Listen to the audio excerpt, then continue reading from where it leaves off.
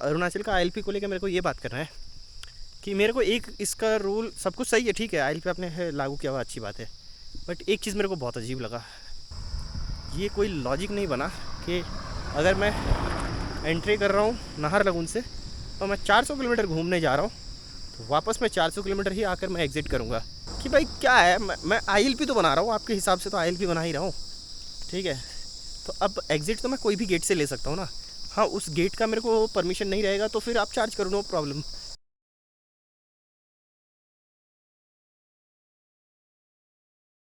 Good morning, welcome back to the channel. आप लोगों का फिर से स्वागत है। भाई मैं करीबन 2 घंटे के जंगल में खोने के बाद वापस से मैं आ चुका हूँ इधर, और अभी जा रहा हूँ सी लेक। हाँ, सी लेक जा रहा हूँ। अब पता नहीं यहाँ से सी लेक कितना दूर है, जाने से ही पता चलेगा। मैं यहीं इस रास्ते पे पहुँचते पहुँचते मेरी वाट लग गई, ठीक है, और मैं अभी इस रास्ते जा रहा हूँ यहाँ से। तो भाई मजाक नहीं है, अगर आप इधर के अरुणाचल के कोई जंगल में खो जाते हो ना, वहाँ से निकलने में आपकी हालत ख़राब हो जाएगी। एक्चुअल में क्या हुआ कि मैं वहाँ खो गया था, तो सामने से एक स्कूटी आ रही थी। तो जो सामने से एक स्कूटी आ रही थी, तो एक क्या दिमाग में एक होप आया कि हाँ नहीं, इधर कुछ तो है।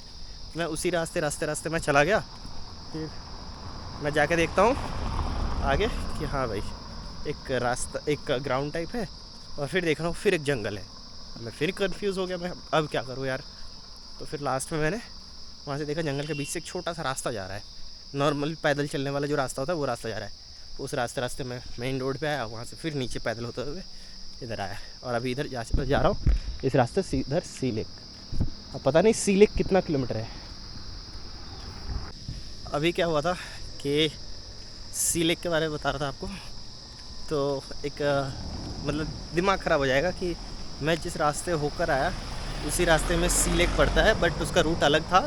तो अभी जब मैं ये रूट से आ रहा हूँ ना, तो मैंने क्या देखा, वे टू अर्बन कैंप, ठीक है, जहाँ से मैं घूम कर आया हूँ अर्बन कैंप के पास से, और वापस मैं उसी रास्ते जा रहा हूँ ठीक है। मतलब क्या बोलूँ यार, दिमाग ख़राब हो गया, क्योंकि वहाँ पे कोई बोर्ड भी नहीं लगा हुआ था। अभी इस रास्ते वही जा रहा हूँ अर्बन कैंप की तरफ वाला रास्ते में, और सी लेक की तरफ, इसीलिए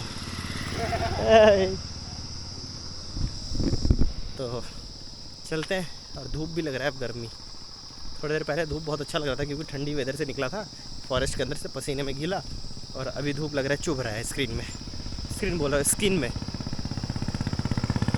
तो चलो चलते हैं, और क्या, नज़ारों का मज़ा लेते हुए चलो। थोड़ा सा बोरियत वाला भी फील हो रहा है अब।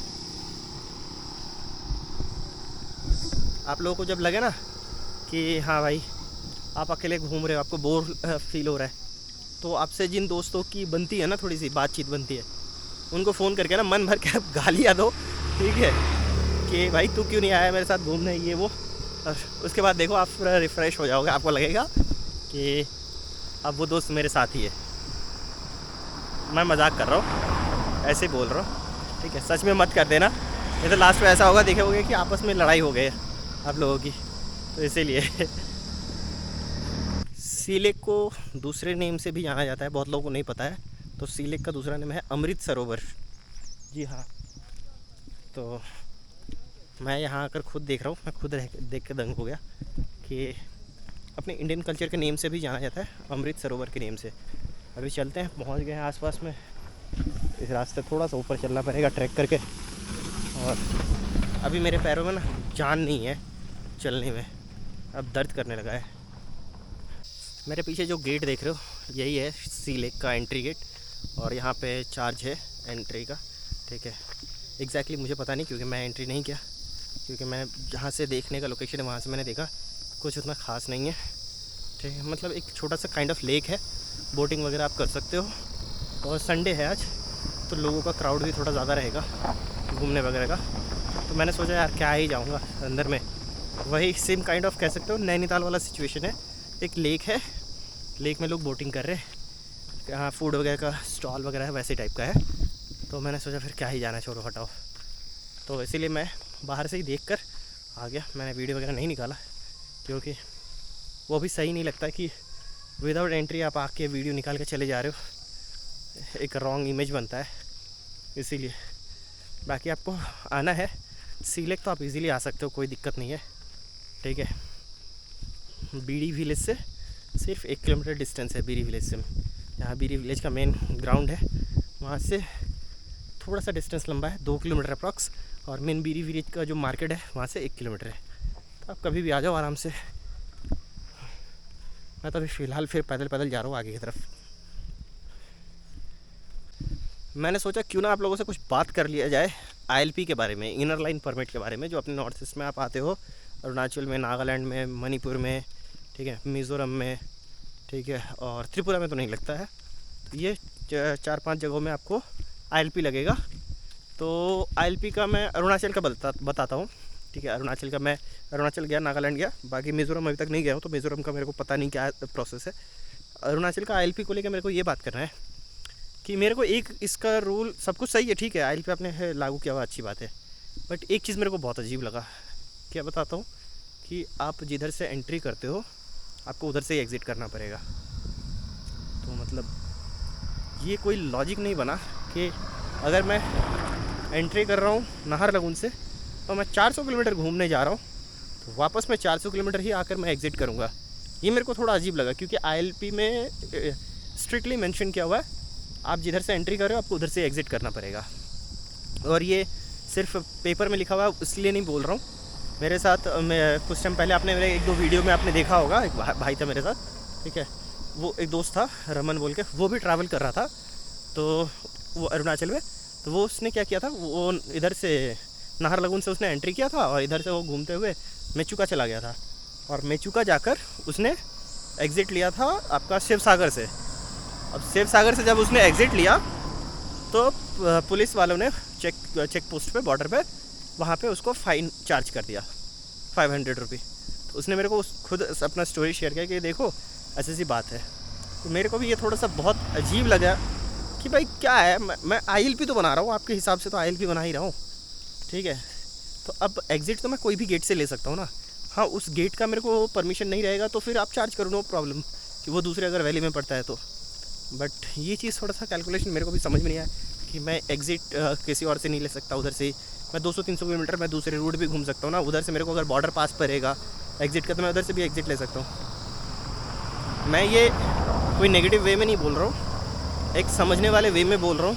अगर आपको ये चीज़ मेरा बात सही लगे प्लीज़ आप इस वीडियो को शेयर करो, ताकि लोगों को भी इस चीज़ को समझ में आए कि डिफरेंट वेज़ में एग्ज़िट रखना ज़रूरी है। नहीं तो आप एक ही रूट में एग्ज़िट रखोगे तो ये प्रॉब्लम हो जाता है, इसीलिए। बाकी आप लोगों का क्या है कहना है कमेंट में ज़रूर बताना। फ़िलहाल के लिए मैं वापस अभी नीचे की तरफ जा रहा हूँ, ठीक है। मेरे घुटने अब दर्द कर रहे हैं, कहीं मुझे बैठना है थोड़ी देर। कभी आप लोग अगर अरुणाचल आ रहे हो, आप लोगों को अगर तकसीन जाने का प्लान है, तकसीन यानी चाइना बॉर्डर के पास जो अपना अरुणाचल का इस साइड का अपर सुबनसिरी का बॉर्डर पड़ता है, वहाँ तक का विलेज तक जाने का अगर प्लान है तो कभी भी आप लोग आना तो ILP कभी नीचे का मत बनाना, लोअर सुबनसिरी का मत बनाना, ठीक है। अपर सुबनसिरी का बनाना, क्योंकि वो अपर सुबनसिरी में पड़ता है तकसीन। और जाना कैसे है, आप अगर बाई ट्रेन आ रहे हो तो नाहरलगुन उतर रहे हो, वहाँ ILP बनाओ तो तकसीन तक का बनाना, सुबनसिरी अपर सुबनसिरी का बनाना, ठीक है, उसमें सारा कुछ आ जाएगा। तो अब वहाँ उतरो, वहाँ ILP बनाओ, स्टेशन पे ही बन जाता है। 100 रुपया चार्ज है और 20 रुपये आपसे फॉर्म चार्ज लेते हैं। अगर आप ज़ेरॉक्स वगैरह सबमिट करते हो तो उस पर आपका 20 रुपये छूट छोड़ देते हैं, वो चीज़ हो गया। और वहाँ से आप आओ सीधा, वहाँ से व्हीकल वगैरह भी मिलता है आपका 0 पॉइंट के लिए। और नहीं तो अगर हिच हाइकिंग करके आ रहे हो, कोई ट्रैवलर हो, तो वहाँ से 0 आ जाओ। 0 में एक दिन रुको, आराम से घूमो फिरो, बहुत अच्छी जगह है 0। और फिर 0 के उसके बाद यहाँ से फिर आप निकलो दापोरिजो के लिए, वो भी 100-150 किलोमीटर है 0 से। दापोरिजो पहुँचो, दापोरिजो में एक दिन स्टे ले लो। अब दापोरिजो से सीधा आप उसके बाद वहाँ से भी 100-150 किलोमीटर है, तो वो भी आपको अप्रॉक्स एक दिन वहाँ भी जाने में लगेगा। तो ठीक है, अप्रॉक्स 350-400 किलोमीटर के आसपास है, ठीक है। मुझे जितना आइडिया है, मैं जिस तरह से मैंने आइटनरी बनाया था, जिस तरह से नॉलेज मैंने कलेक्ट किया था, उस बेसिस पे बोल रहा हूँ। बाकी कभी भी आओ ILP अपर सुबनसिरी का बनाना, ये चीज़ दिमाग में रखना। अगर आपको तकसीन जाना है तो, तकसीन नहीं जाना है तो फिर ठीक है, आप 0 आए हो तो 0 का ILP बनवा लो। बाकी मैं तो ये गलती कर चुका हूँ, नेक्स्ट टाइम मैं ये गलती नहीं करूँगा, क्योंकि इधर के लोगों ने ही बताया मुझे कि अपर सुबनसिरी का आपको ILP बनाना चाहिए था। नेक्स्ट टाइम कभी भी आते हो आप अपर सुबनसिरी का ILP बनाना, तो यही मैं नेक्स्ट टाइम यही करने वाला हूँ। मैंने इसी बड़े से बैम्बू टाइप का जो है इसी के बारे में बात किया था आपको कि इन लोगों का एक फेस्टिवल होता है, दिसंबर से स्टार्ट होता है, जो लोग ग्राउंड में लेके जाते हैं इसको निकाल के, और मार्च में ये लोग वापस से फिर से खड़े करते हैं इस चीज़ को। तो यही इसी चीज़ की बात कर रहा था मैं, ये वाला इसके बारे में मुझे कल लोकल बता रहे थे।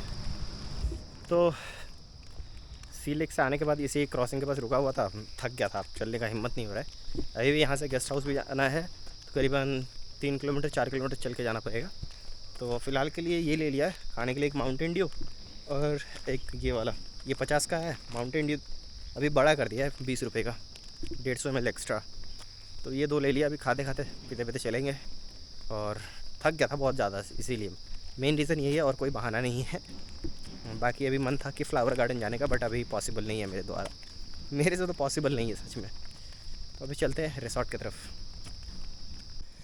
मैं जहाँ बैठा हूँ यहाँ से गांव ऑलमोस्ट आधा दिखता है, ठीक है।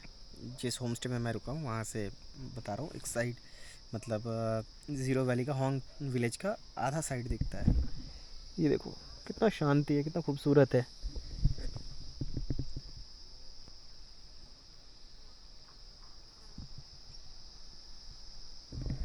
लोग यही पीसफुल प्लेस ढूंढने के लिए आते हैं कि थोड़ा सा शांति मिले, सुकून मिले।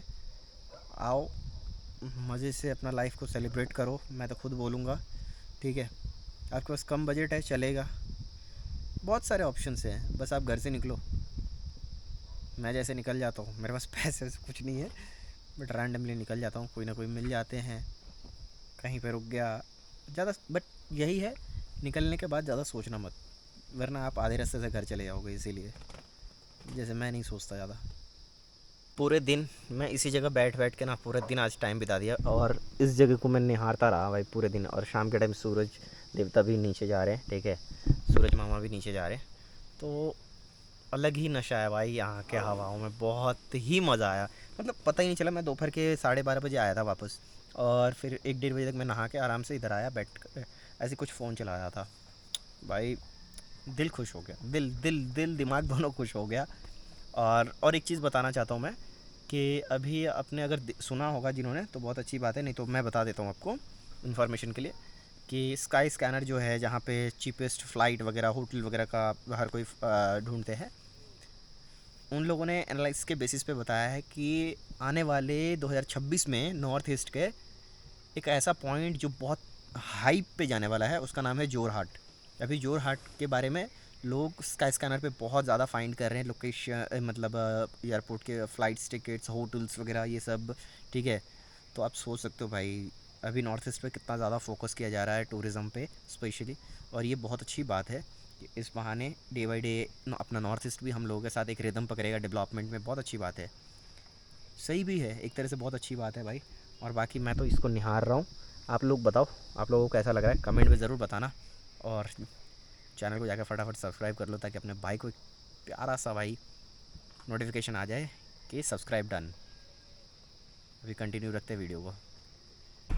आप लोगों को लगेगा कि मैंने ये गमछा मैंने अपने कंधे पे क्यों डाल रखा है। भाई सच में इधर ठंडा है, अभी मौसम ठंडा हो चुका है। और अभी मैं सब्ज़ी काटने के लिए बैठा हूँ, चावल मैंने डाल दिया है ऑलरेडी पकने के लिए ब्यूटेन गैस पे अपने चूल्हे पे। और अभी सब्ज़ी काटूँगा, ये सब्ज़ी लेके आया हूँ, ये काट के अभी सब्ज़ी बनाऊँगा। अभी बज रहे हैं 5:30 बज रहे हैं भाई, भूख लगा हुआ है, दिन में उतना कुछ खाया नहीं, तो इसीलिए अभी भूख लग रहा है। फटाफट बनाता हूँ, खाता हूँ यार पहले, तो फटाफट सब्ज़ी काटना स्टार्ट करते हैं।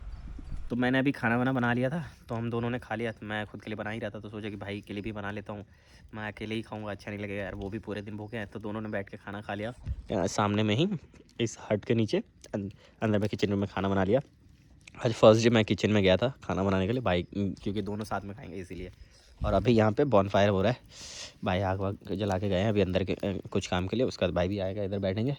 और भाई के कुछ गेस्ट वगैरह भी आने वाले हैं जिन्होंने रूम बुक कर रखा है। बाकी भाई इधर टेम्परेचर तो अच्छा खासा ठंडा गिर रहा है, रात में और ज़्यादा टेम्परेचर डाउन हो जाता है, तो वाट लग जाता है यार कसम से। तो इस व्लॉग को करते हैं यहीं पे एंड भाई, क्योंकि अब मन नहीं कर रहा है कुछ भी शूट करने का, बस आग का वो फील लेने का मन कर रहा है। तो इस व्लॉग को यहीं पे करते हैं ख़त्म। मिलते हैं एक और नए व्लॉग के साथ, नए दिन के साथ, नए सफ़र के साथ। तब तक के लिए tata bye bye, take care. और जाकर चैनल को सब्सक्राइब कर लो, ताकि ऐसे ही interesting videos day by day आता रहे, मज़ा आएगा। बाय।